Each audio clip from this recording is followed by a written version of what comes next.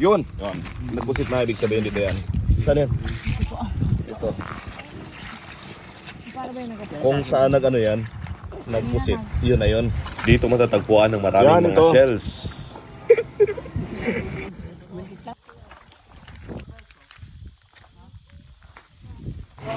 Pinupulot lang namin sa mga bato yung mga shells na nakukuha.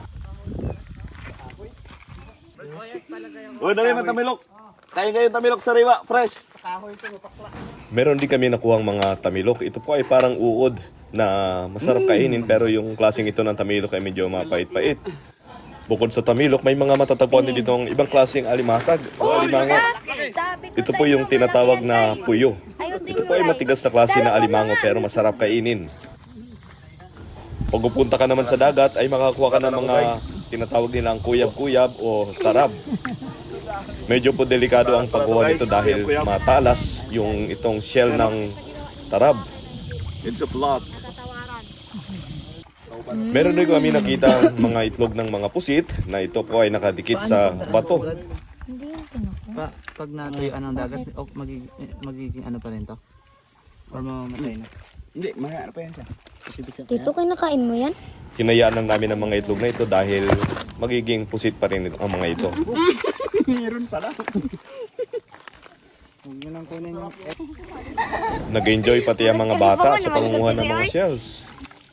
What are you talking? Aray, abi daw? Hindi, kasi abi ko. Maano yung bug ko kasi. Nagagalaw-galaw siya. Pag sa buhangina naman ay mga bagasay ang aming nakukuha. Halos mapuno na ang isang balde Okay. ng aming Wow! mga Dami na, guys. nilalagyan ng Dami mga na. shells. Sa amin ano na rin puno. Ito, puno na. Ikot mo, ganyan mo. Kumusta Brad Boyet? Wala pa. Ito pa lang yung nakuha. Yan. Jesus. Ayun o. Oh, mga ano guys, tara na, uwi na tayo. Wala na, gabura-bura nga rin. Okay, ito may ano pa, oh. At ngayon ay pauwi na kami Bitawan mo yan. matapos makakuha ng mga Nawat yan, shells. nawat. Ito po ay pagkarating ng kumbento ay aming lulutuin Oh, agad. limasag. Nagabend po siya. Yan, nagabura-bura nga rin, ate, oh. Gabot. Gabat. Steve, dalawa ano. Oh, kayang-kaya, basic oh. Ito na yung mga nadampot naming mga shells at mga alimango na nakuha namin. Ito ay amin nang lulutuin. Ang mga shells ay aming iihawin. At ang mga alimango, itong tinatawag na puyo, ay aming lulutuin na may sabaw. At masarap ito.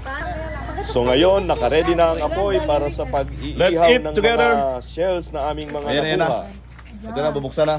Okay, open it. At ito yung result. Nice. This is the result when you remove the... Ito kasarap ang mga shells na ito. Yes. Nakakatakang kainin talaga ito. Talagang masarap Ganito ito, pa guys. ang pagluto namin ng kuyab-kuyab. Yes. Ito mainit-init pa. O ganito po yung pagluto ng ano to?